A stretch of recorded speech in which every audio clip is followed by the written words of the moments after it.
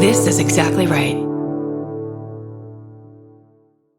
Get into the Hyundai Getaway Sales Event and get away with a deal so right, it almost feels wrong. Right now, you can get great deals on Hyundai's most popular models, including the adventure-ready SUVs like the Hyundai Santa Fe or Santa Fe Hybrid and the Tucson or Tucson Hybrid. Plus, there's the bold and stylish Elantra loaded with the latest tech. Or go all-electric with the Ioniq 5 or the Ioniq 9. So get down to your local Hyundai dealer and get away with a deal you'll love during the Hyundai Getaway Sales Event. Visit HyundaiUSA.com for details. Goodbye. Capture your favorite summer feeling with Pandora Jewelry. Discover a collection inspired by the sunshine, freedom, and moments that make the season unforgettable. From sun-kissed metals to personalized pieces ready to be engraved with your summer mantra. Each design moves with you from beach days to golden nights and every memory in between. Shop Pandora Jewelry's new summer collection in-store or online at pandora.net and let your summer unfold. Goodbye. Summer is for adventures, road trips, and adding a whole lot of miles to your car. That's why it's worth stopping at Valvoline Instant Oil Change first. Their trained techs help you get road trip ready with an oil change and an 18-point maintenance check included with every oil change, checking your tire pressure, wipers, lights, and more. Valvoline Instant Oil Change techs complete over 270 hours of training, so your car's in capable hands. Best part? You can stay in your car and you're in and out in about 15 minutes. Valvoline Instant Oil Change. Change wisely. Goodbye.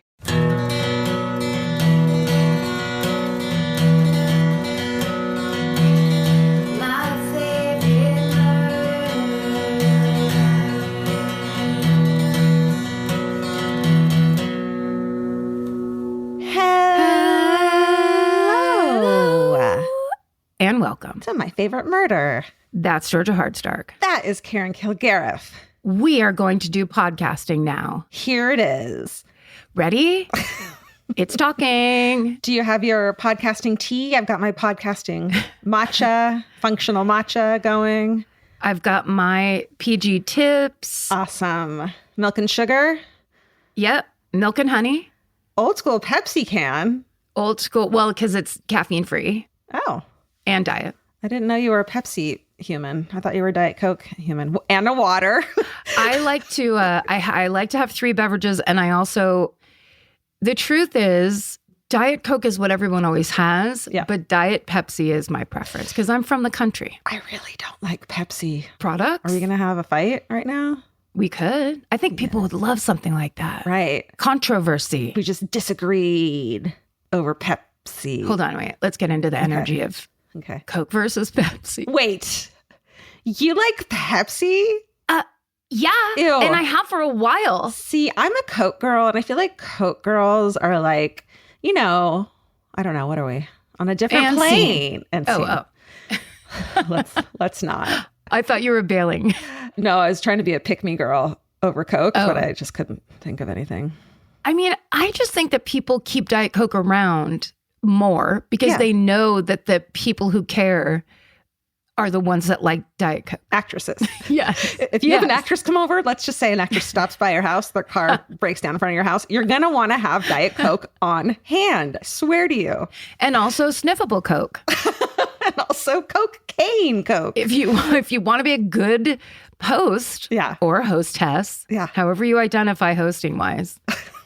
What do you have? I have a follow-up. I have... No. What I ask you what you have and then immediately tell you what I have. That's not good podcasting. Wait, you must be excited. Tell me what you have. I just have a follow-up from my story from last week, the Crouch family murders, that farm, 1800 farmhouse murder. That someone named Emily wrote in.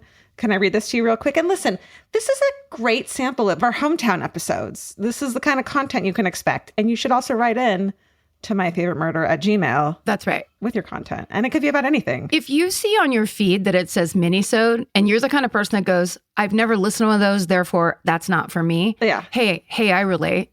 I'm also Gen X. You agree.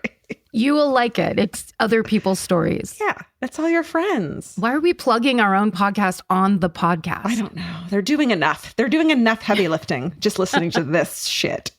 And now we're fucking demanding. This starts, hi friends, Georgia did the Crouch family murders in episode 417, which took place in Jackson, Michigan. I have lived in Jackson most of my life, and this is one of my favorite stories to tell when we pass by the graveyard on our way out to the family farm. The rumor around Jackson is that escaped prisoners jumped off a train and broke into the house, killing the family. Oh. Remember, it was like, is it the son? Yep. Jackson is home to the big prison in Michigan, hosting some of the worst of the worst. We also have the oldest working train station in America. It is said that there was a horrible storm that night, which there was, and that some prisoners used it to escape the prison.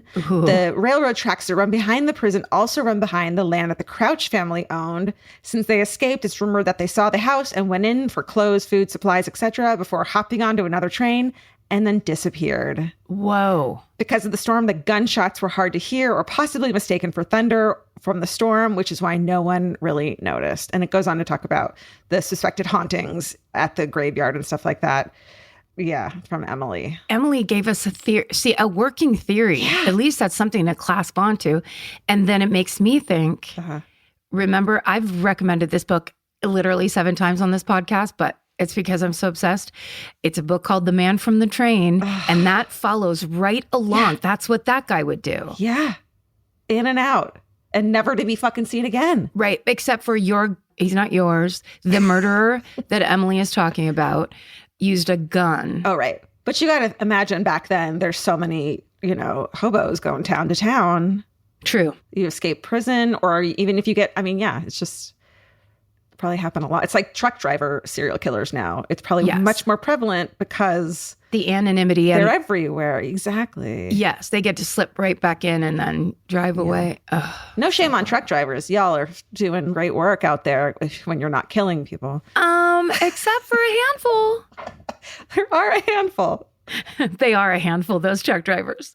I've been to your truck stops along the 5. I know. What you got? The thing I was excited about that I was saying at the same time as you is there is a new series on Hulu called Shogun. Yeah, we started it. Yes. Did you? It's so fucking good. And I was so excited. And I thought I was excited about when this series was premiering because there's a billboard near my house, which sometimes I'll do. I'll be like, well, if that's my home billboard, I'll support you. Oh, that's sweet. I feel sad. The billboards around that part of the valley, there's a lot of billboards that go up, and I know people get really excited and they go right back down and no one ever sees what's on them. They're quick. Yeah. But so this one I was excited for, and I was like, I love a sweeping historical drama, etc.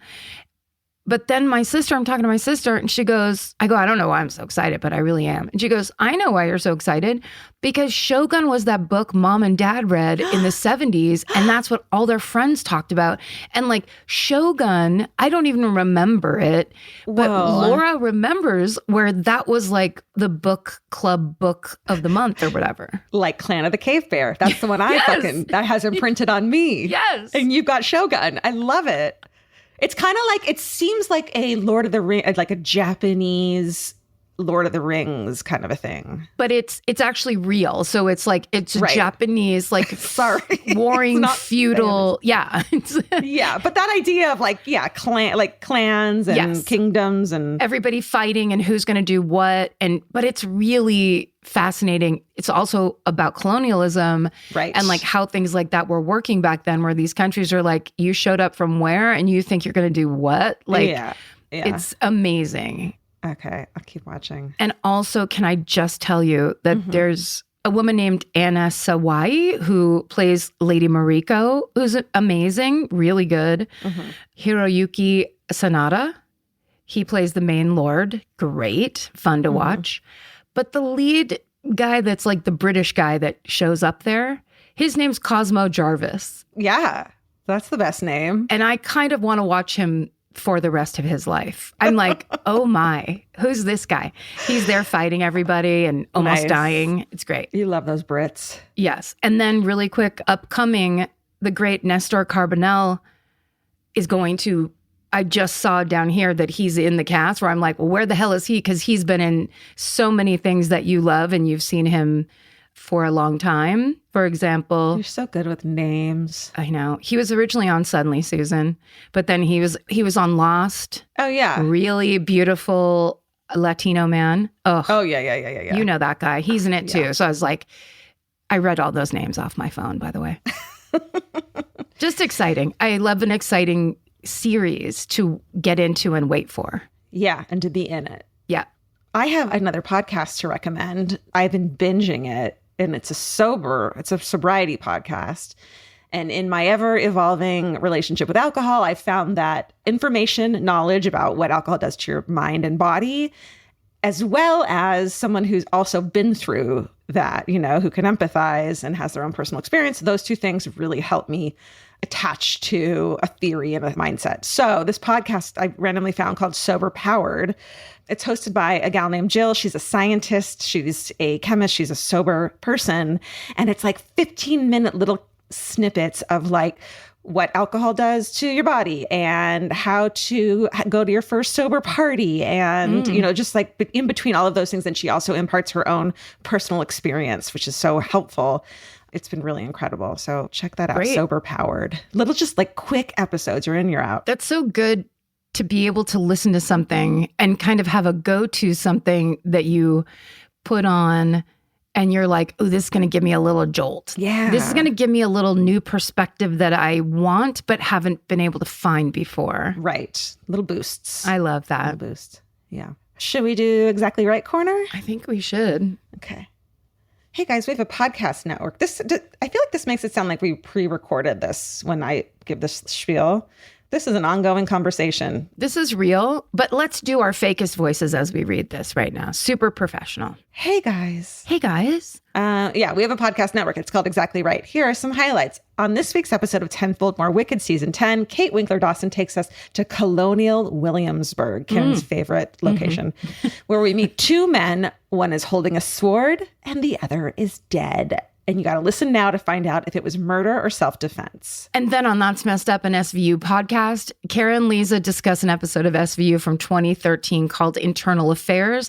And they have a chat with actor Mark Manchalka, who guest starred as an NYPD officer. Also, the newest MFM animated masterpiece is here. It's called The Zipper from episode 381 and features Karen. That's me. And a cursed carnival ride. And a possible future astronaut. It is freaking hilarious. Go to youtube.com/exactlyright to watch every single one of Nick Terry's hilarious animations. Oh, and we really want to thank you for helping us spread the word about another exciting podcast coming out here on Exactly Right. Last week we announced it, The Butterfly King, and it premieres on March 21st. The trailer's already on the true crime charts. That's because of you guys. Thank you so much for that support. It's co-produced with our partners from Blanchard House. They're British. We're really trying to impress them. Please help us make the British people think we're cool. And please, if you are on Instagram, give us a follow at My Favorite Murder, because we have some really fun new videos that our team is creating based on each episode. Look at us on social media. Please. Look at us and look at Caprice, our new social media content creator. She's so good at it. She's so good at it. I know. It's great. Please follow. Very fun.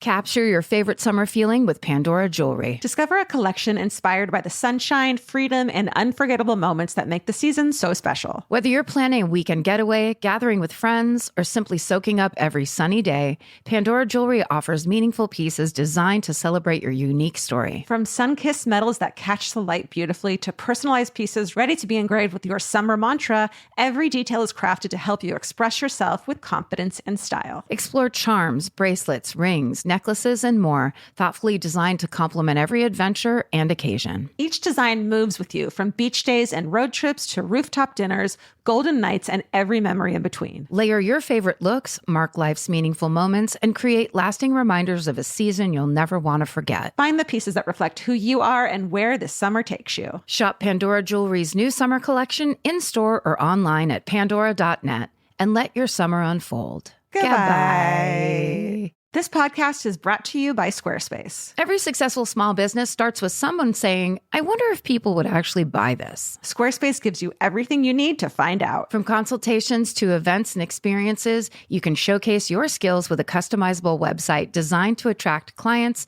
and grow your business. With Squarespace's collection of cutting-edge design tools, anyone can build a beautiful, professional online presence that perfectly fits their brand or business. Get paid on time with professional invoices and online payments. Plus, streamline your workflow with built-in appointment scheduling and email marketing tools. Head to squarespace.com/murder for a free trial. And when you're ready to launch, use offer code MURDER to save 10% off your first purchase of a website or domain. Goodbye. Buying clothes is easy. That's why everyone's always doing it. But finding clothes you actually want to wear is the hard part. Get all your favorite elevated essentials at Quince. Quince specializes in effortless, high-quality essentials like ultra-soft organic cotton and premium Mongolian cashmere sweaters. They're beautifully tailored and built to last. And it's not just apparel. Quince also brings that same everyday elevation to everything they offer, from hotel-quality bedding and bath to kitchen staples, essentials, and thoughtfully designed furniture. They work directly with ethical factories, so you're paying for quality, not brand markup. It's so true that they have wonderful items that aren't just clothes. I have like 3 of their 100% mulberry silk pillowcases. I've bought throws from there. I've bought bedding from there. And it is just as great quality as their clothes and super affordable. Upgrade your everyday. Download the Quince app for app-exclusive offers or go to quince.com/MFM. Get free shipping on your order and 365-day returns. Now available in Canada and the UK too. QUINCE.com/MFM. Goodbye. Okay, I'm first this week. Yeah. Are you ready to do this? Always. Thank God. Okay. This one I didn't really know anything about before I started reading this research. This is one of the most infuriating stories and one of the most upsetting stories. Oh, no. But ultimately, there is a silver lining. Thank God. Okay. I'm going to tell you today about the tragic murder of a young female soldier and the international outrage that followed her death. This case raised very serious discussion about the discrimination, harassment, and violence suffered by women, especially women of color in the U.S. military. This is the story of the murder of Vanessa Guillén, her life and legacy, as well as her family's fight for justice for Vanessa and for every enlisted person. Wow. This is recent. This is during the lockdown, right? That's right. Shit. Yes. I remember reading this. Yeah. So the sources that were used on the story today are, there's a Netflix documentary called I Am Vanessa Guillén and a 2020 Houston Chronicle article entitled Portrait of a Fallen Soldier by Gabrielle Banks, Olivia P. Tallett, and Hannah Dellinger. And the rest of the sources are in our show notes. So in this story that I'm about to tell you, I refer to the Army base that this takes place on as Fort Hood, because that's what it was called at the time. Mm-hmm. But it has been renamed to Fort Cavazos after General Richard Edward Cavazos. And, you know, sometimes those changes happen. And then you're like, I was like, well, I don't want to talk about the Confederate, right. general loser that it was named after in the first place, which how did that happen? Right. But I did look up a little information on General Richard Cavazos, and I'll just tell you real quick. Here's why he got picked. Okay. He is a Texas native and the Army's first 4-star general of Hispanic descent. He was Mexican-American. He not only served in Korea, but then he went back and served in Vietnam. Wow. And during the course of battle, and I believe this was in a battle in Korea, his group was attacked by a way bigger, advancing group of enemies. Mm-hmm. And after the battle was done, he went and found 5 of his fellow soldiers who were all wounded, and he carried them one by one to safety. And so for that, he earned the Distinguished Service Cross. So I think people should know what the name is changed to before they start bitching about woke this or blah, blah, blah that. Because I would say this guy is who anything should be named after. Mm-hmm. But obviously and especially a Texan Army base. Okay, so the story begins in Houston, Texas in 1999. Vanessa is the second of 6 children, 4 daughters and 2 sons, born to Rogelio and Gloria Guillén. Rogelio and Gloria are first-generation immigrants from Mexico. Rogelio supports the family as a machine operator, while Gloria raises the 6 children, full-time job, and then some. Yeah. So from Vanessa's very first moments of life, she proves herself to be a fighter. According to a profile in the Houston Chronicle, after she was born, she spent nearly a month in the NICU being treated for breathing issues. But she made a full recovery. She grows into a gifted student and a talented athlete. Her teachers remember Vanessa as an excellent writer, and her track and soccer coaches remember all the time she'd show up early for practice to, quote, do a little extra training. So even though she's exceptional in many ways, Vanessa is also a typical teenage girl. She talks with her friends about boys. She gets in her head about her body and the way it looks. And despite being described as a very composed and strong young woman, she does cry at least one time over a bad haircut. That's about as typical teenage girl as you can get, I would say. Yeah. The tears I shed over my Demi Moore ghost haircut. Why? Why in the world would I make that choice for myself? One thing that does feel unique about Vanessa is that she figures out her life's calling at a very young age. In the documentary, I Am Vanessa Guillén, her mother Gloria says, quote, when she was 10, she told me, Mom, when I grow up, I want to join the Army. I thought it was a child thing and she would forget.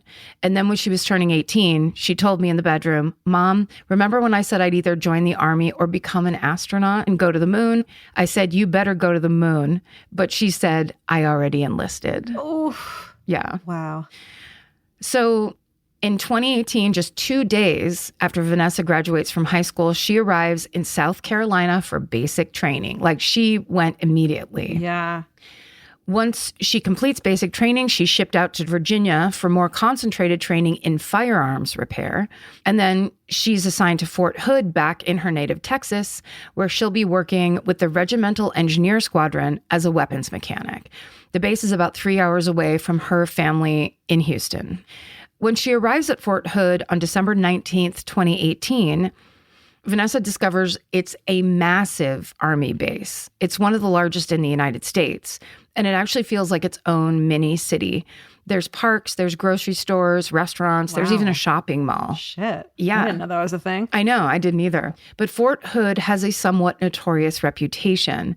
There have been 2 deadly mass shootings at Fort Hood. What? And it grabbed headlines for both drug and gun trafficking ring busts. Oh my God. So, yeah. I mean, it's basically like a city with all the problems and a shopping mall.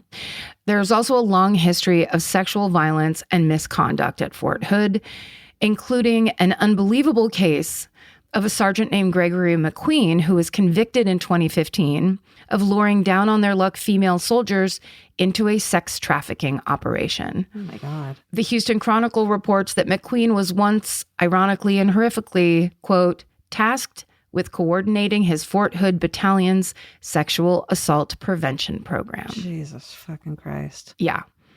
Of course, the issue of sexual harassment in the military is not confined to Fort Hood. The Houston Chronicle reports that, quote, in 2019, military services received 7,825 formal reports of sexual assault. But a survey found that an estimated 20,500 active duty service members experienced sexual assault in 2018, according to that same report, end quote. And it's been stated by high-ranking government officials that even among those statistics, Fort Hood has the highest number of sexual assault cases. Wow.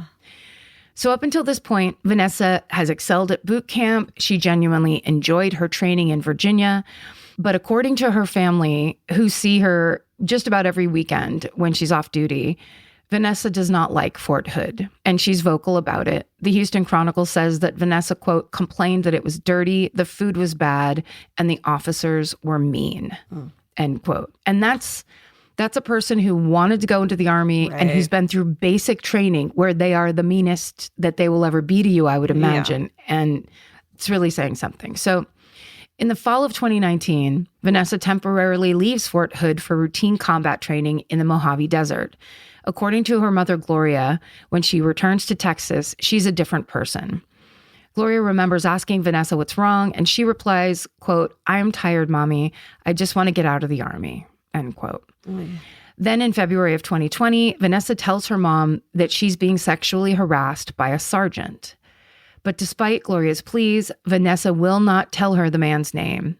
When Gloria asks if Vanessa has reported this harassment, Vanessa tells her, quote, "No, they laugh at us there. They laugh at everyone. They don't believe us. We are nobody," end quote.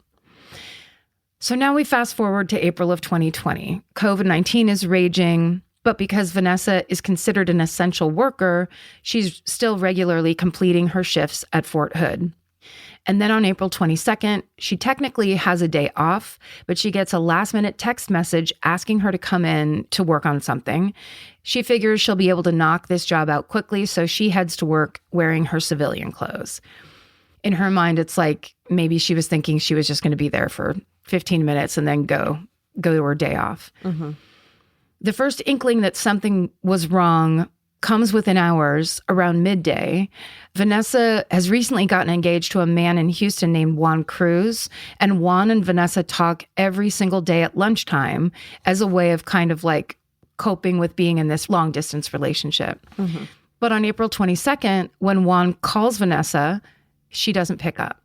He calls again, there's no answer, and she isn't responding to his texts. In fact, the texts he's sending aren't even being labeled as delivered, which strikes Juan as very strange. Like Vanessa's phone is either off or it's out of service. So he just keeps trying to get in touch with her, but as the day goes by, his confusion turns into panic. Juan calls Vanessa's sister Myra, who also can't reach her sister.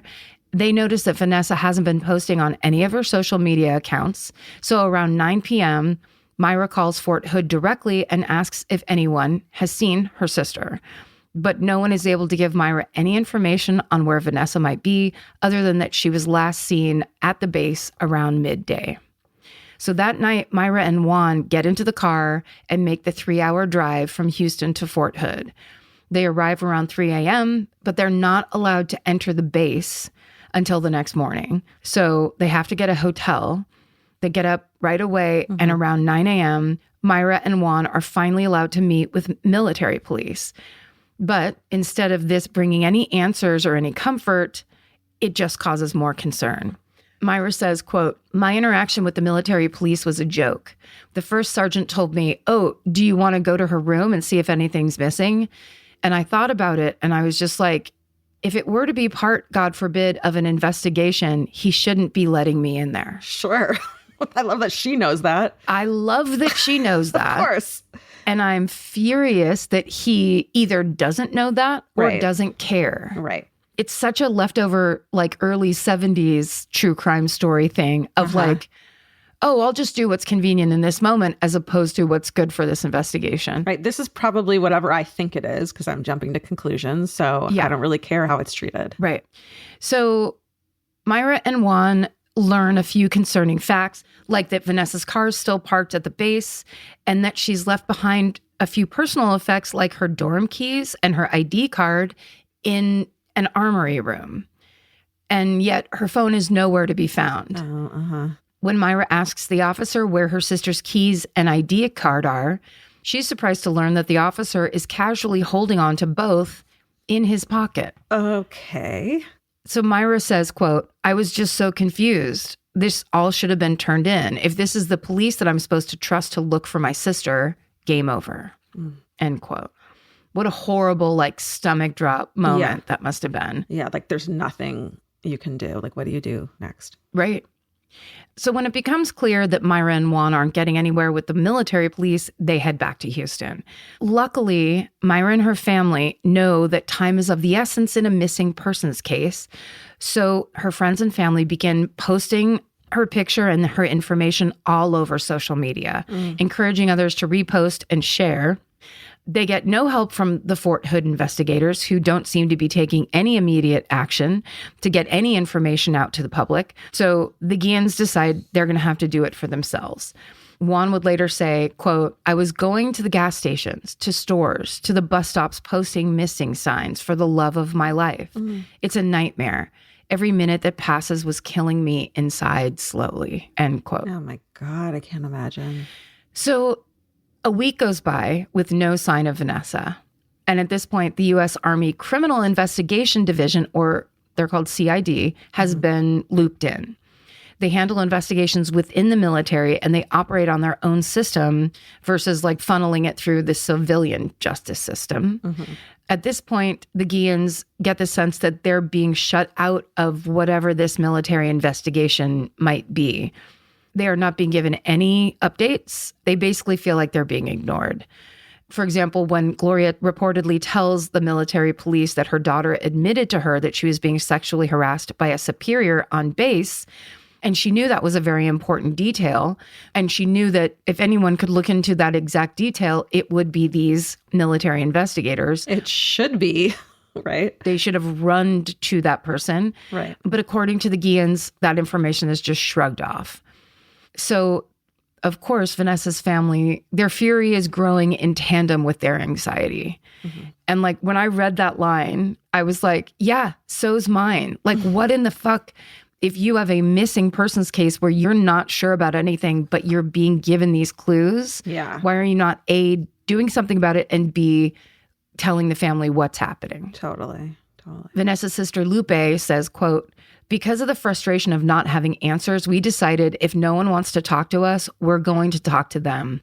We started protesting the first week of May out in front of Fort Hood. Nice. So Vanessa's friends and family, left with no other options, show up at the Army base with posters and with chants, ready to put pressure on the military investigators to do a better job looking for Vanessa. Around this time, Myra also reaches out to a lawyer named Natalie Kawam, who has extensive experience working with the military. And Natalie agrees to take the family's case pro bono. Nice. She says, quote, of course, our most important thing was to find Vanessa. I saw that the military did not give a damn. They're going to railroad this family. And that's when I said, we need to do our own investigation. End quote. And even if like the intention is not to railroad the family, even if there was an investigator with a heart of gold, basic actions were not being taken. Right. And the family's being treated like it's no big deal when someone is gone. Yeah. That someone is their employee and their service member. Yeah, for sure. So the Guilléns reach out to as many people as they can think of for help, including a nonprofit called Texas EcuSearch, which is a volunteer-based organization that helps with search and recovery efforts for missing people. Mm-hmm. At that time, the Guilléns keep the public informed about the case by constantly posting on social media on all platforms. They also have dedicated pages tracking Vanessa's case in real time.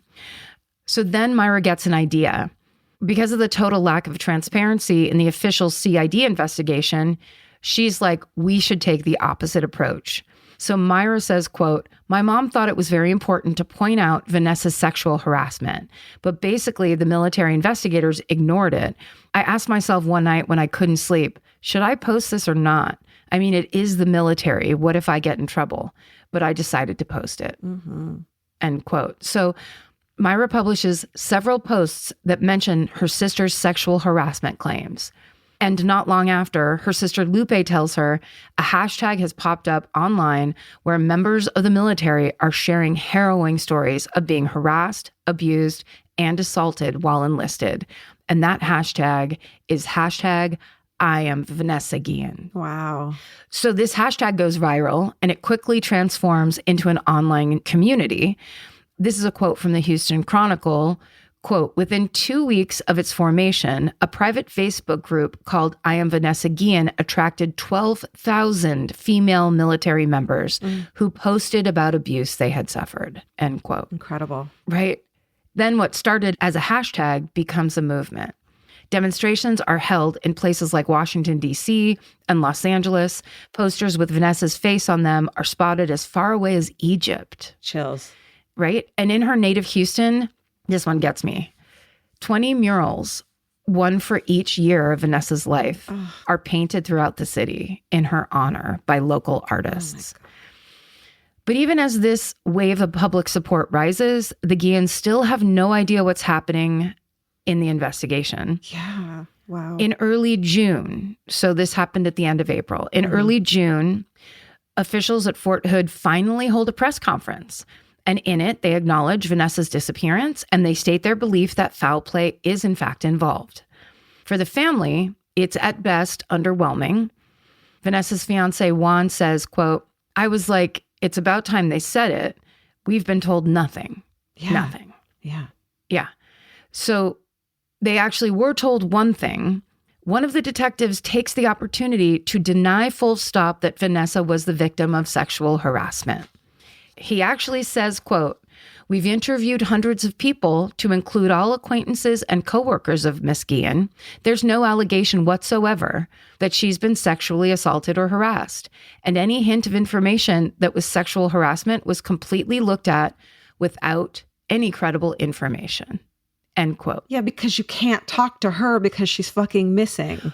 But also, you have people in a very strict and regimented system of a pecking order based system. Right. The people at the bottom are the ones who are probably most likely going to be harassed or assaulted. Right. And they have the most to lose. They have the most to lose, and there's no internal system set up to do anything if it happens anyway. And here's a great example of that is you saying that didn't happen. You saying definitively that didn't happen. Who exactly are you trying to clear in saying that? Right. That's an interesting thing to ask yourself as the speaker.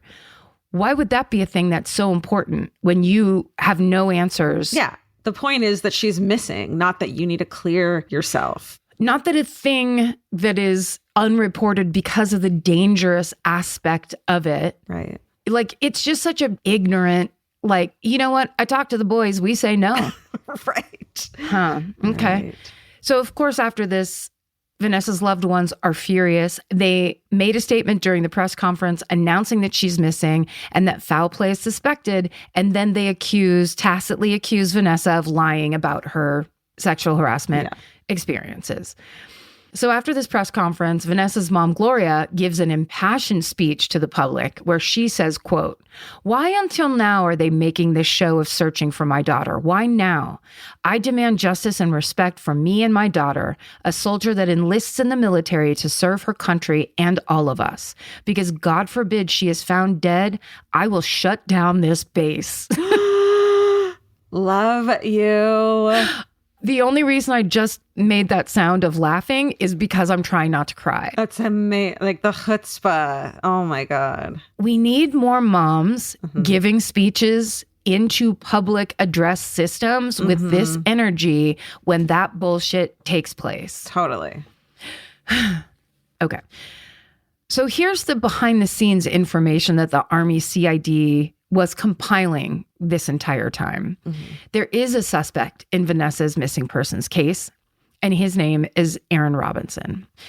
What we know about Aaron is that he's a 20-year-old armorer at Fort Hood. He is not in Vanessa's chain of command, so he isn't the predatory sergeant that she told her mother about.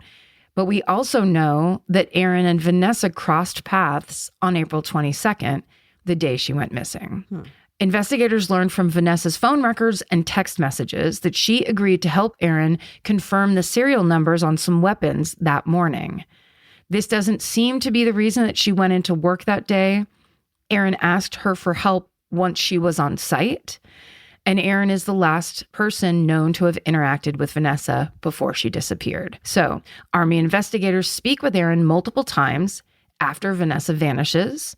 He tells them that on the night of April 22nd, he worked a full day and then he went home and spent the rest of the night with his 22-year-old girlfriend, Cicely Aguilar.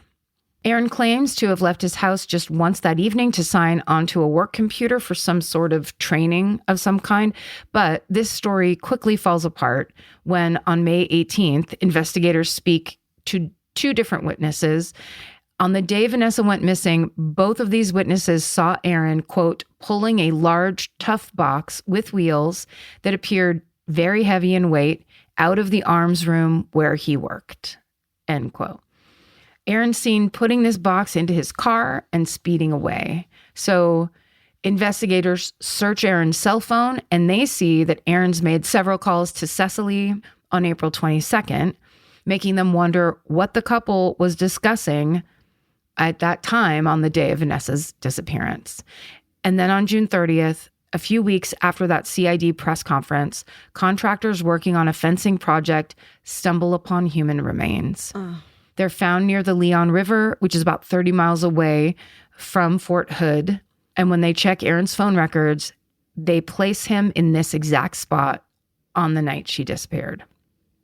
So the same day the remains are discovered, the Army police confront Cecily. She admits that Aaron actually did confess to murdering Vanessa in the arms room with a hammer before moving her body off base in that heavy box. How do you get that confession and then keep moving on with your life? I guess if he was abusive and she was scared of him, then that would make sense. I don't know. I don't know that that's it. But you'll hear about it. Okay. Aaron then took Vanessa's body out to the Leon River site and asked Cecily to help him dismember and dispose of her body, and she agreed to help him. Yeah. Incredibly, despite Cecily's confession and the strong circumstantial evidence against Aaron, the military police do not arrest him. What? In fact, as journalist Heather Osborne says, quote, "The day that Vanessa's remains were discovered, Aaron Robinson was actually being held for breaking COVID protocols. Army investigators failed to let the soldier who was in charge of looking over Robinson know that he was also suspected of killing Guillén." Basically, he just had like a chaperone with him. He was being held, but it wasn't like a jail situation. Yeah. They didn't take his phone away from him. Oh my God. And because he had been following news updates on Vanessa's case, Aaron watches in real time as they announce that they are in fact Vanessa's remains that were discovered, and they've now been identified. Oh my God. Aaron realizes that the walls are closing in on him. So on July 1st, 2020, the day after Vanessa's remains are found and identified, Aaron manages to get away from his Army chaperone, obtains a gun, gets into a car, drives several miles off base, and kills himself. To this day, it's unclear what Aaron's motive actually was, but his girlfriend Cecily eventually offers one. She claims that Vanessa became aware of Aaron and Cecily's relationship after seeing Cecily's picture on Aaron's cell phone's lock screen. It turns out Cecily was married to a different Fort Hood soldier at the time.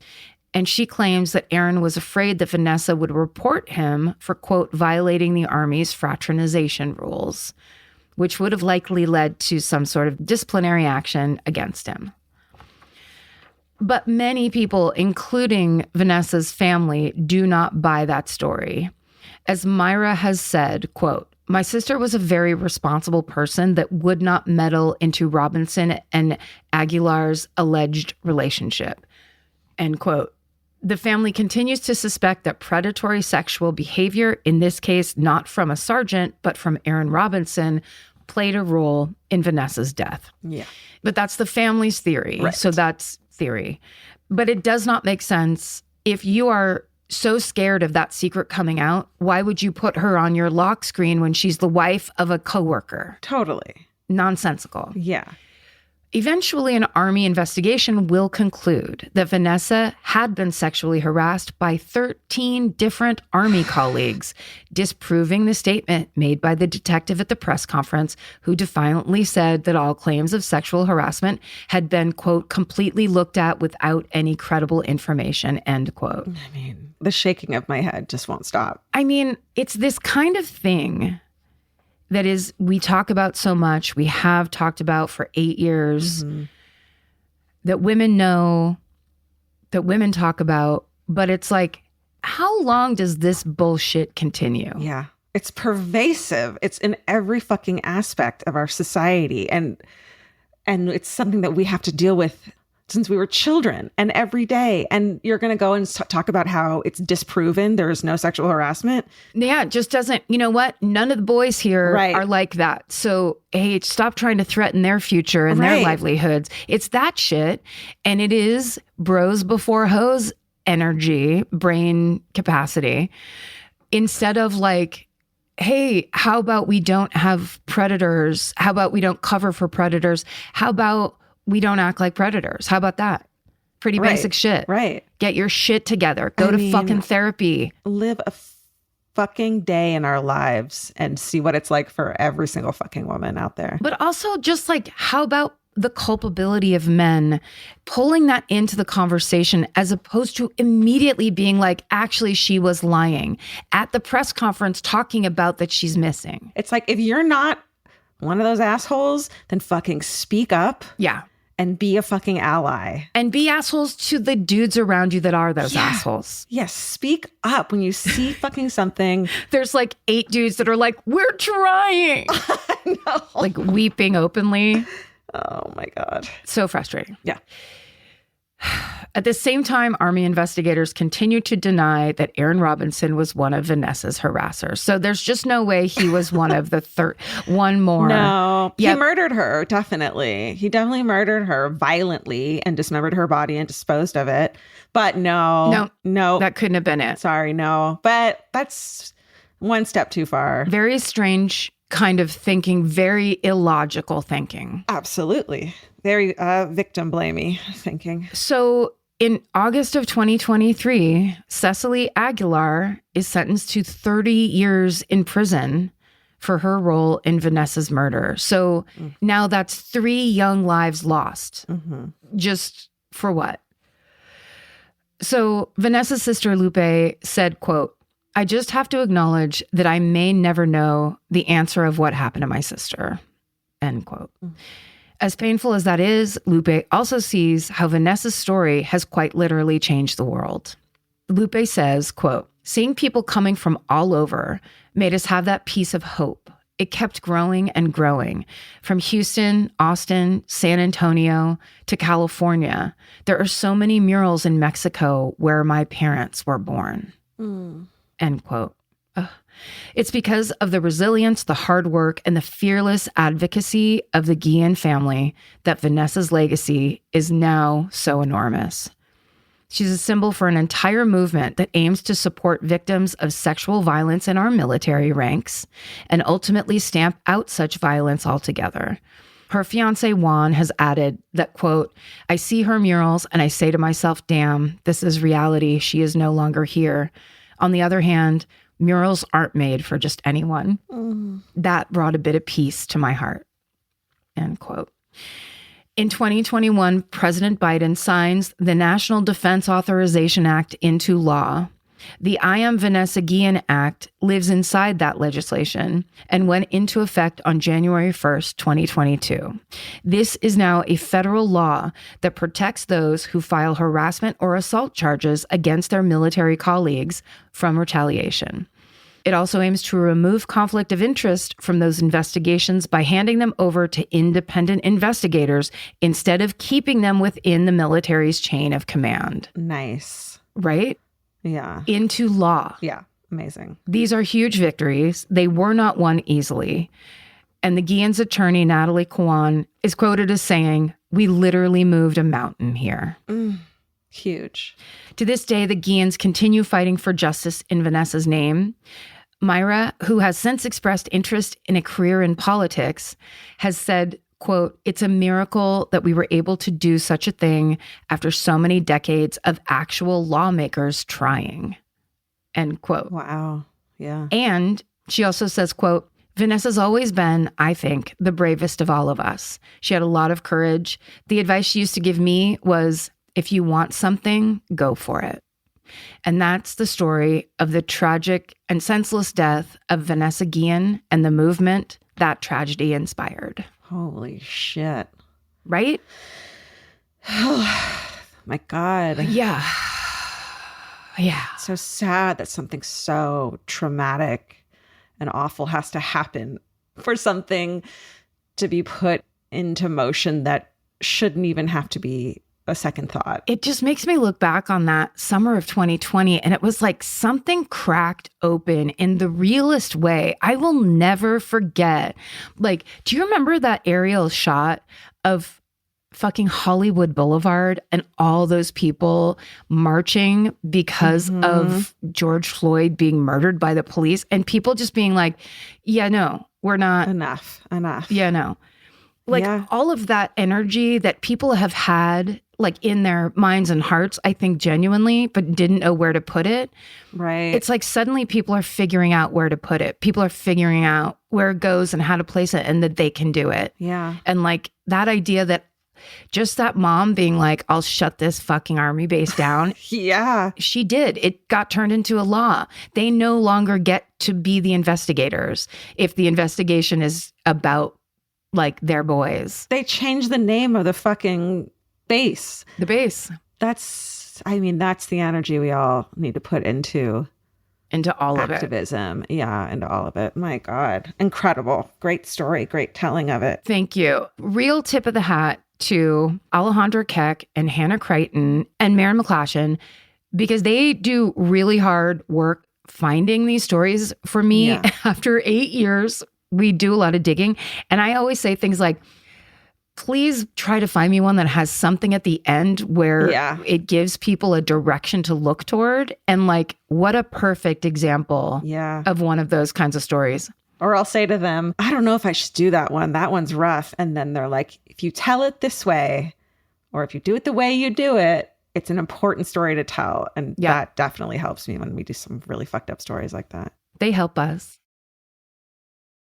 Capture your favorite summer feeling with Pandora Jewelry. Discover a collection inspired by the sunshine, freedom, and unforgettable moments that make the season so special. Whether you're planning a weekend getaway, gathering with friends, or simply soaking up every sunny day, Pandora Jewelry offers meaningful pieces designed to celebrate your unique story. From sun-kissed metals that catch the light beautifully to personalized pieces ready to be engraved with your summer mantra, every detail is crafted to help you express yourself with confidence and style. Explore charms, bracelets, rings, necklaces, and more, thoughtfully designed to complement every adventure and occasion. Each design moves with you, from beach days and road trips to rooftop dinners, golden nights, and every memory in between. Layer your favorite looks, mark life's meaningful moments, and create lasting reminders of a season you'll never want to forget. Find the pieces that reflect who you are and where this summer takes you. Shop Pandora Jewelry's new summer collection in-store or online at pandora.net and let your summer unfold. Goodbye. The right piece of furniture can completely change your room. And your life. It's amazing what one good couch can do for morale. And that's why there's Article. Article makes it effortless to create a stylish, long-lasting home at an unbeatable price. They take great care in curating their collection, focusing on pieces that stand the test of time.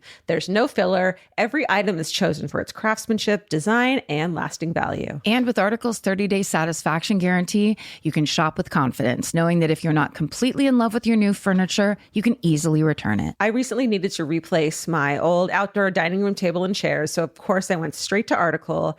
They have the Sarik outdoor dining set. I got it in khaki green. It's such a cute, like minty green. It looks so good in my backyard. I can't wait to have alfresco dinners all summer.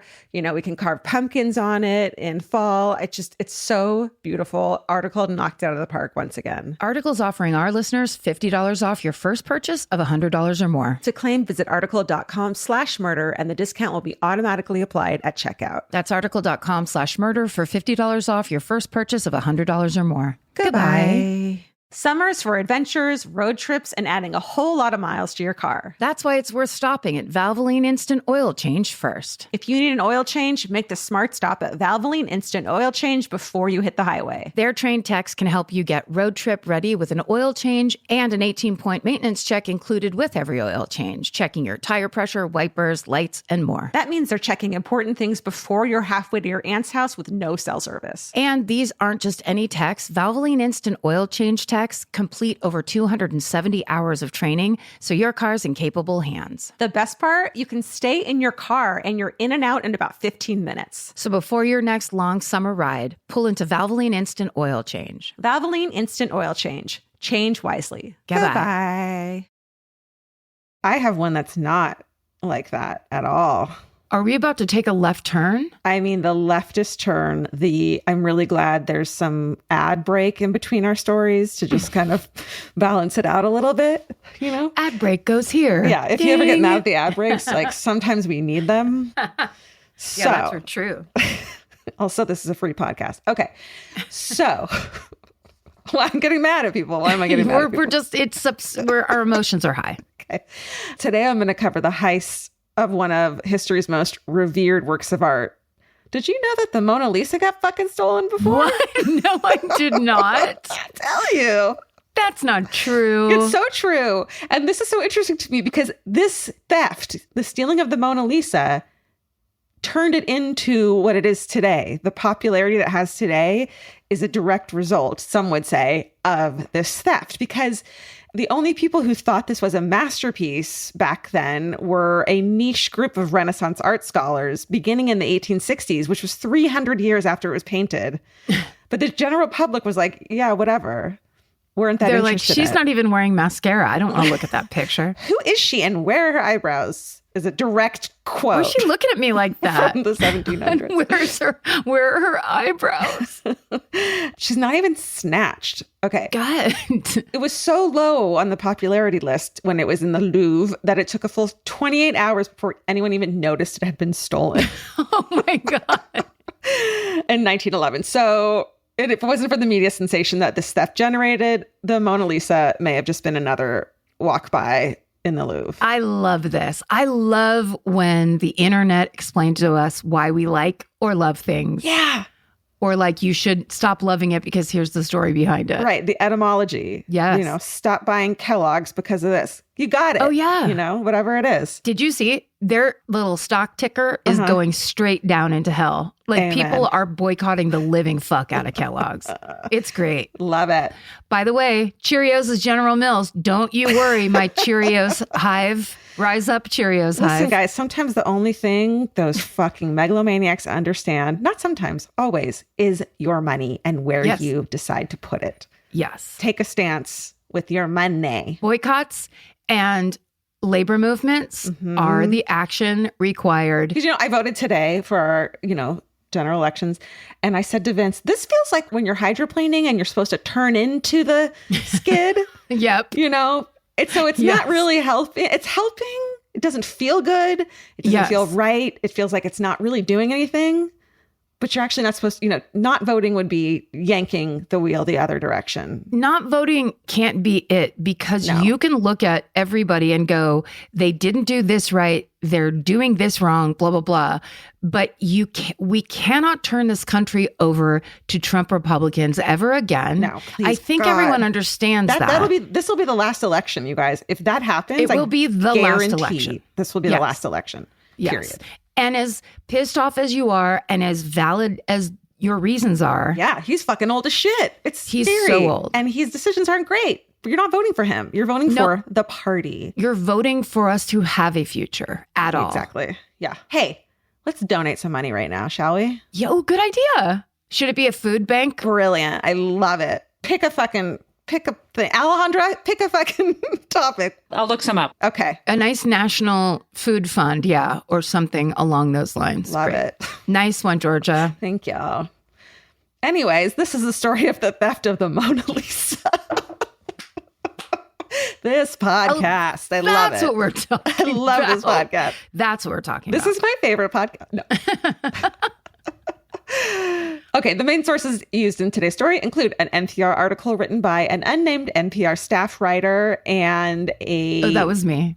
That was mine. Okay, great. Good job. It was really good. It's titled The Theft That Made the Mona Lisa a Masterpiece. And a New York Times article written by Sam Roberts. And the other sources are in our show notes. Great. Okay. I'm going to tell you first about the Mona Lisa, because I don't know how much you know about it. And you should know some stuff about it before I tell you about it getting stolen. I would love to recite everything that's on your piece of paper. I would love to just be saying to you right now. This is the part in the live episode where you stand up and start giving a lecture. The Mona Lisa was born in 1692. In Italy. Okay. So, blah, blah, blah. Leonardo da Vinci. He's regarded as a genius. He is a genius. Don't blah, blah, blah, Leonardo da Vinci. You're right. Not just for his art, Karen, but for his thoughts on everything from astronomy, your favorite, botany, cartography, and the human anatomy. He was the first one to think of a tank and airplanes. Oh, really? Yes. Oh, smart. I'm sorry I blah, blah, blah to him. But his central focus is always on humanity. So in his paintings, he aims to create the most realistic depictions of human form as he possibly can. And this is most exemplified, of course, by his magnum opus, the Mona Lisa. I'm so mad. I have a great photo of me in 2004 in front of the Mona Lisa. It's a really cool photo, but I don't want to message my ex-boyfriend to get it. So it's not happening. Is it a hard copy, like an actual physical photo? No, but it's early digital, flip phone digital, Like the date is in the bottom right corner? Probably. That digital? And I'm probably remembering it wrong. I probably look terrible. And I'm just like, that in my mind, it looks great. Okay. Picture it. So believed to be modeled from an Italian noblewoman named Lisa del Gioconda, the Mona Lisa depicts a 3/4, so abdomen to head, as you know, realistic looking portrait of a woman on a 30-inch by 21-inch panel of white poplar wood. Those are called cowboy close-ups in TV. Really? Yeah. Waist to top of head. Wow.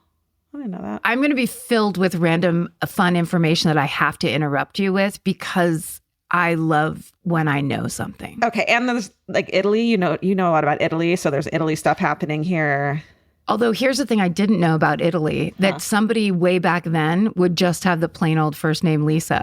I thought that was like a new name from the 70s, 80s. It does give 70s, 80s. It does. Lisa. Hey, Lisa. Hey, Lisa. Do you have any paintings that you like? Or hey, Lisa, can I buy some barley? Or whatever. He begins the painting in 1503 in Florence, Italy, and continues working on it up into 1519, take some time. Yeah. In order to achieve the realistic look, he expertly uses a technique called sfumato, which literally means vanished or evaporated in Italian. It's the use of gradual, imperceptible transitions from light to dark shades or colors instead of hard outlines to create smooth images. Don't really know what most of that means, but I think it's like, when you see like a painting of like the ocean and then the sky behind it. And it fades into kind of one. They don't go like pink, blue or whatever. Like a child's rainbow drawing. What was the nun who would take you to art galleries all over the world? Sister Wendy. Guys, if you need to fall asleep to something, go to YouTube and find Sister Wendy's travels. Yes, she is the greatest. Do you know she was self-educated? That's amazing. It's not like she didn't go to college or anything. That's amazing. Portraits of noblewomen aren't uncommon in the 16th century, but Da Vinci's approach sets itself apart and is seen as a revolutionary piece because the framing is different. Usually it's a full figure portrait that happens, and images of nobility tend to show off their like fancy ass clothes and jewels, but the Mona Lisa's clothing is dark and subdued. She's just a normal human being. And that, coupled with an out of focus background, draws the viewer's attention to Mona Lisa's facial features, of course, made more striking by her gaze. Back then, when they would paint women, they would be looking away or down, but she has this like fucking defiant look into not the camera, but the painting. So it's like, it's not submissive, which it usually was back then. Mona Lisa is the painting version of somebody going, what? Yeah, she coined the phrase, bitch, I said what I said. She is standing on business. That's a new one I've learned recently. She stands on business. Ooh, I like that. So the Mona Lisa winds up in the possession of Da Vinci's assistant named Salé just before Da Vinci's just before Da Vinci's death in 1519. So in 1518, Salé sells the Mona Lisa that we all know today to the King of France, King France I. King France? No, King Francis. Oh. Close. The first king of every country was named the Kaiser. King England of England, King France of France. I swear this is just fucking matcha and adaptogenic mushrooms. There's no canned wine happening right now. I know. I'm PG tips, but I did eat a little mini Snickers before we got on there and give myself a little sugar shot. Wild. Mm-hmm. So some say that Da Vinci gifted the painting to King Francis himself while living in France and after working as the king's court painter. But in any case, King Francis does receive the painting under amicable terms. So it's weird that the Italian painter, right, gave this one of his eventual masterpieces to France. But he did, and he did it in good faith. All was well. It belongs there. He didn't know how good he was, maybe. Or he probably did, but like no one else did. So yeah. I mean, that's how I feel every time I finish a document. Here's one of my masterpieces. Oh, wow. Give it away. Yeah. I guess I'll give it to you. I don't. We can't all know what our stuff's going to be worth in 300 years. If we did. That's right. Just assume it's a masterpiece and act as if. Exactly. There you go. It's held at the Palace Fontainebleau. But when Louis the X1V, what's that? X1V is the 19th. Is it? No. I think 14th. Yeah. Thank you. The famous one. He's the famous one. Oh, sure. Yeah. We all know him. It's Marie Antoinette's buddy. Oh, got it. Boyfriend. BFF. Sorry. I'm going to stop talking. I've gone off the rails. Sorry. We both have. It was a tense first half of the show. So much emotion. Yeah. So much rage in my spinal fluid right now that I'm trying to work it out other ways. That's great. Let's do it. So he comes to power. He moves the painting to the Palace of Versailles. And then in 1797, towards the end of the French Revolution, the Mona Lisa is finally moved to the Louvre, where it remains today. There. Told you about the Mona Lisa. Let me tell you about the Louvre real quick. Okay. Just a little bit. Not much. First opened in August 10th, 1793. It's a national museum located in Paris, France. Blah, blah, blah. I took a nap inside of it once. No. Yeah. Get your blood sugar checked, everyone. 24-year-old Georgia was just like, I don't know why I'm tired all the time. And then there's a marble bench over here in this alcove. I'm going to take a nap there. And I did. You did it? It was a great nap. How long for, would you say? I'd say a good 20 minutes. It was just short for me. And the echoing of the people, there were a lot of people. Yeah. The echoing of their voices in the marble chamber I was in was really soothing and calming. It was nice. Ooh, that's like a nice white noise. Yeah, it was a good nap. Mm. The museum is nearly 73,000 square meters of exhibition space. Blah, blah, blah. Vast collection of historic works makes it one of the most renowned art displays in the world. Have you been? You've been. To the Louvre? To the Louvre. Oui, bien sûr. But I was very disappointed when I saw the Mona Lisa because it's so small. It's so much smaller than you think it's going to be. It's tiny baby. And then you kind of can't get close to it because everybody loves Mona. Right. So today, the Louvre is protected by a vast network of guards, of course, a highly advanced security system. But in the early 1900s, security for the museum was incredibly lax, even when taking the lack of modern technology into account. They were chill. They were casual. They're French. Yeah, they're French.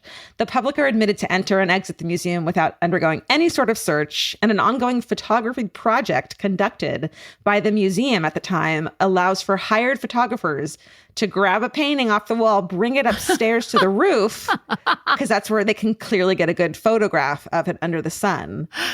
Photograph it and throw it off. Are you fucking joking me? Hey, grab whatever you need. Let's get these cataloged, You should wear gloves, but don't worry about it. It's no big deal. Right. And there's perhaps no person who understands this lack of security that the Louvre has and the vulnerabilities more than a handyman named Vincenzo Perugia. Here he is. Love him. Let me tell you about him. This is just like a bunch of fucking stories about random things, and they're all going to come together. It's going to lace right together. It's going to pop. Born on October 8th, 1881 in Damenza, Varese, Italy. He's Italian. Say that again. Damenza, Varese, Italy. Okay. Vincenzo is an Italian patriot at heart, but as a young man, he moves to France in the early 1900s, makes his way to Paris, where he gets work as a handyman. And it's his handyman job that gains him entry into the Louvre. He is one of a team of men hired to install the protective glass casings over several of the paintings on display. They all have them now pretty much, right? So you don't get your sticky, gross, touristy fingers all over everything. Yeah. This is when it started happening. And one of these paintings, of course, happens to be the Mona Lisa.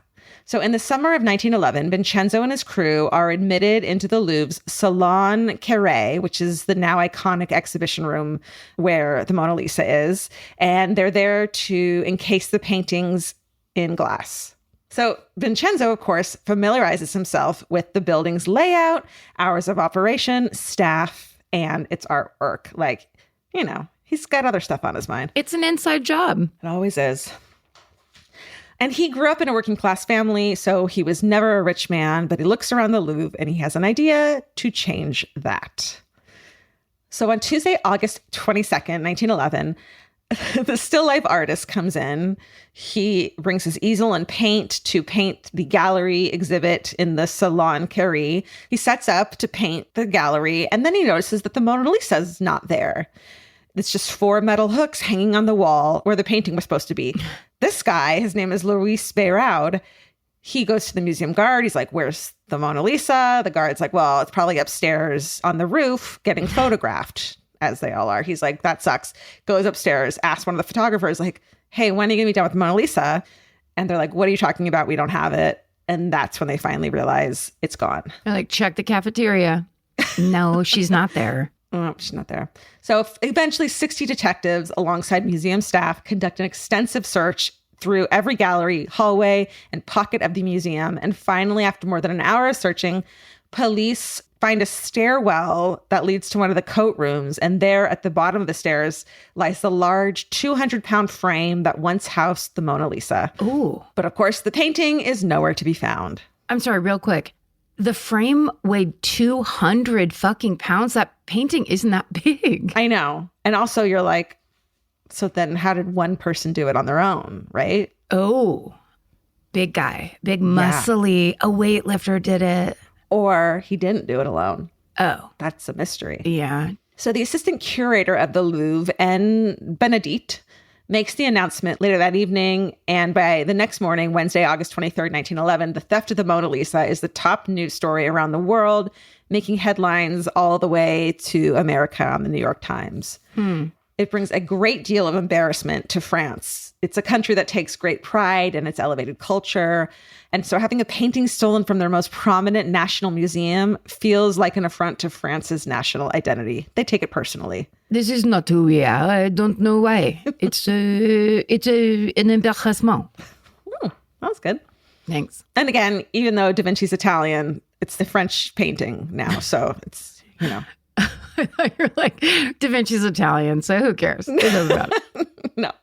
So even though the Mona Lisa wasn't the Louvre's most popular piece, the buzz of it being stolen helps grow its popularity. Then the French want answers. So meanwhile, with the country in a frenzy and the world abuzz, the modest young handyman Vincenzo Perugia is holding on to the Mona Lisa. Oh. He fucking stole it. He did it. It's in his one-room hotel apartment in Paris, a mere 5 kilometers from the Louvre.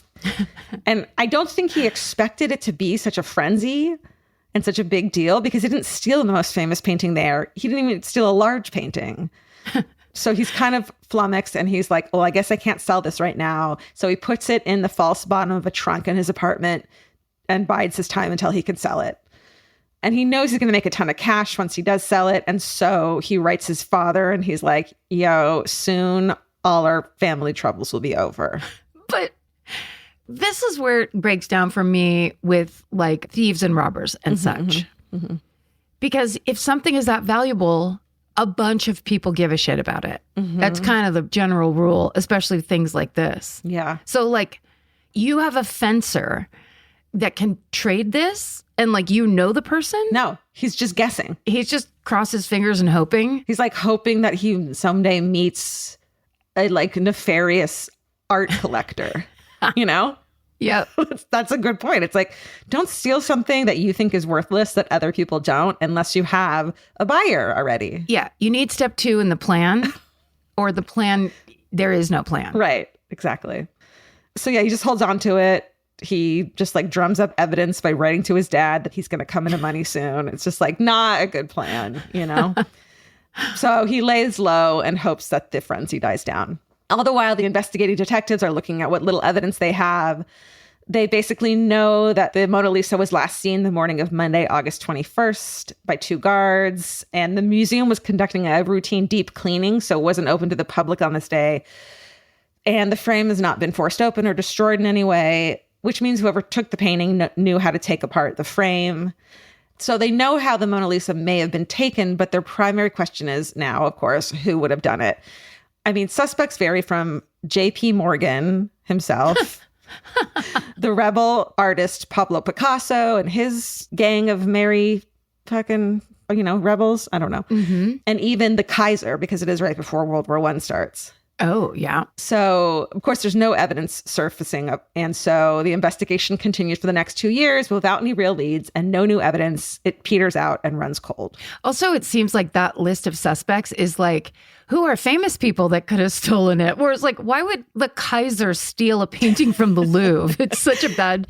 Yeah. Like, is this where you see yourself in 5 years? What are you talking about? Pablo He's Picasso? good. He's Why fine. would you do this? With the buzz having died down a bit now, Vincenzo is ready to seize his fucking moment and sell the Mona Lisa to someone he happens upon, right? Yeah. But don't worry, he's smart enough to know that someone in France will probably rat on him. So he moves back to his home country of Italy because he's like, they won't care there. So it's here while he's in Florence, Italy, that he makes his first contact. He finds an antiques dealer named Alfredo Geri, I don't know, on November 29th, 1913.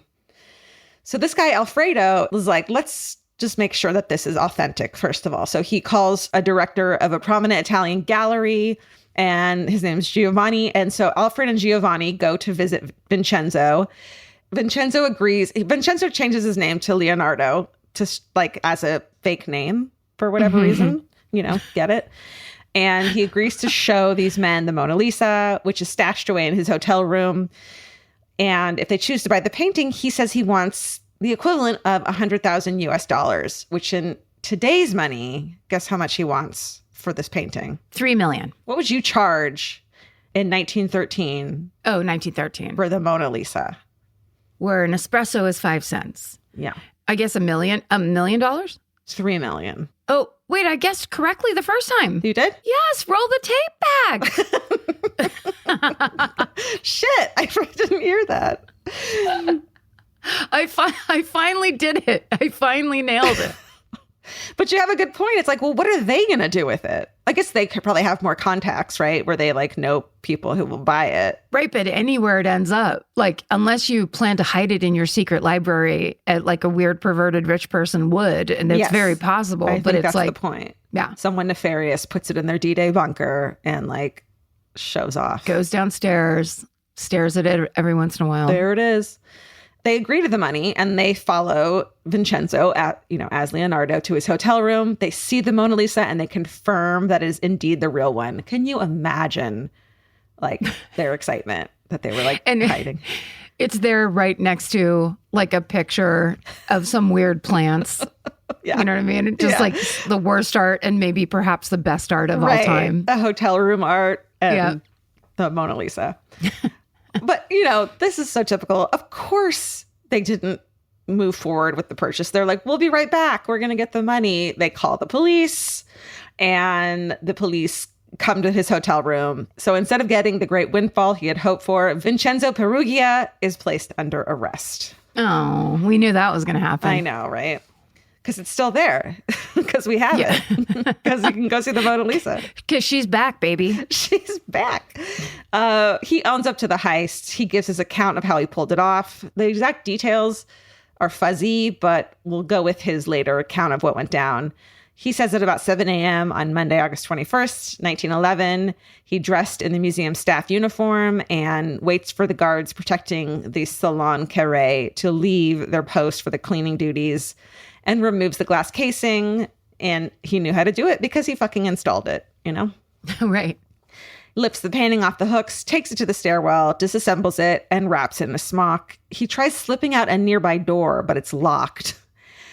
And so luckily an unsuspecting maintenance worker walks by and is like, oh, I got the door for you. Opens the door for Vincenzo and he pieces out. Wow. As time goes on, though, new conflicting information about the heist throws the exact details of Vincenzo's account into question, and it's still kind of a question today. Vincenzo claims he worked alone, but it seems virtually impossible that he could have removed the large, heavy glass casing and then lift that 200-pound frame off the wall down the stairs without any assistance. Right. Later accounts claim that two brothers, and this is kind of believed at this point, named Vincenzo and Michele Lanzolati, helped Vincenzo Perugia steal the painting. But these two are never arrested, and their potential role in the heist can't be confirmed. But it seems likely that there was someone else helping. Yeah, true. I guess from the beginning, I pictured him to have a very strong upper body. Yeah, he could definitely have a barrel chest, as they called it. Yeah, he's like a strong man, but he works at the museum. Yeah. There's a mustache. There's a mustache happening, Oh, God. He's a cute Italian guy. He's like he's like an Italian guy with hairy forearms and all the stuff you like. But here's what he does, though. He admits to the crime, but he swears his actions were not motivated by money, but rather by patriotism. He says that he believed that the Mona Lisa is an Italian work of art and it belongs in Italy. Yep. So he gets on this soapbox about wanting to restore pride in Italian culture. He found it despicable that a piece painted by Italy's own Leonardo da Vinci should live anywhere but its home country. So he spins it into this, like, I'm the good guy. I didn't do it for money, you know. You're reviled by probably the whole world. So you got to think of some other, like, whose fault is it actually? It's France's fault. Yeah. And actually, Italy is like, okay. They rally around Vincenzo. They hail him as a hero. Hell yeah. Meanwhile, the judge finds him guilty of the crime and deals him a year and 15-day jail sentence. But given the public's appreciation for his efforts in Italy, the sentence is shortened to just 7 months. If I was the prosecutor, I would have been like, that's nice, real quick. How come you didn't just bring it straight back? What was the whole trying to sell it thing? Right. And again, the evidence of writing to his dad being like, we're going to be rich as shit. Not like, you're going to be so proud of me as an Italian. Yes, we're going to be rich as shit. Was not about that. Dear Dad, when I repatriate the Mona Lisa, you are going to shit a brick. Right. We're still going to be poor, but we're going to be happy. Oh, but we'll eat on pride. So those letters do invalidate his claims of a purely patriotic motive. Even still, Italy rejoices at momentarily having the Mona Lisa back in their possession. The painting tours Italy. They don't give it back to France right away. Yes. This part I like. It tours Italian galleries for the next month, and then they're like, all right. And they send it back to the Louvre on January 4th, 1914. And World War I breaks out, and so it kind of all goes away. So after his release, despite declaring his love for his country, Italy, Vincenzo finds his way back to Paris, where he eventually dies from complications of lead poisoning because he was a handyman and painter, remember, and all that lead is in there. Yeah. In 1925, at the age of 44. Today, the Louvre sees about 7 to 9 million visitors every year, an estimated 80% of which come specifically to see the Mona Lisa. Yeah. That's why we're there. Yeah. What percentage of them are a little disappointed by its size? You think? I think 78, I would say. Probably. Because of the high demand, patrons are allowed just 30 seconds each to view the painting. Who's in charge of moving people along in all languages? Truly, how do you do it? Oh my God, seriously. Because when I went there, and this was 1987, we walked up and we were literally like 50 people deep. Yes, same. We knew for a fact we were never going to get anywhere close to it. It looked like they put the Mona Lisa behind some transition lenses because it was the glass was kind of gray. Yeah. And I was just like, oh man. Listen, we are not saying don't go to the Louvre. No. Like everything else blew my fucking mind. It was incredible. Go places, and for sure. Great nap, but you should still go. Just find the next Mona Lisa. Yes. Paint the next Mona Lisa. Be the next Mona Lisa. Okay, so what was once an afterthought to anyone outside of art intelligentsia, which is the Mona Lisa, it was like some people thought it was great, other people didn't even think about it. It has become one of the most renowned paintings in the world, and a lot of that is thanks to the man who stole it. And that is the story of the theft of the Mona Lisa. Amazing. I loved that. They got stolen. It had everything I love. Italians, stealing, and the Louvre. Gaslight outside. and gaslight. Yeah. And gaslighting people. Oh, yeah. By pretending you're patriotic instead of greedy. Did you ever see there's a really amazing picture, and it's of this amazing honeycomb brick shape that they built over the David. And I can't remember if it was before World War I or World War II, but basically because they couldn't get rid of everything inside the Louvre. It must have been World War II, right? Because, I don't know anything about World War I, but yeah, pretty sure it was World War II. Nazis were coming. To protect it? Yes, they bricked up like this beehive shape around the David. Whoa. So that when the bombs dropped, if the ceiling caved in, it would still be protected. It's so good. Fascinating. Yeah. So where are we donating, Alejandra? So there is Feeding America, which is the U.S.'s largest domestic hunger relief organization. Let's do that. If you want to do that. Do you guys want me to send this to you so you can read it? No, you just did it. You're now the third host on the show. get ready. It's get ready. Don't go on social media. Don't go on social media. What's the website, Alejandra? The website is feedingamerica.org. Great. 10,000 to them. Yes. Doing something about it. Vote, everyone, please. And stay strong. Yeah, it's hard, but you can do it. You're the Mona Lisa. You're now the Mona Lisa. Thanks for listening. We appreciate you guys. And this is a good outlet for all of us. I mean, it really is. This one felt like one of the oldest hangs. And you know I love showing off. So thanks for being an audience for one of my greatest passions besides the Louvre. Stay sexy. And don't get murdered. Goodbye. Elvis, do you want a cookie?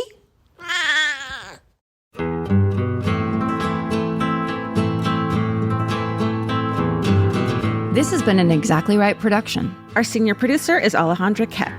Our managing producer is Hannah Kyle Creighton. Our editor is Aristotle Acevedo.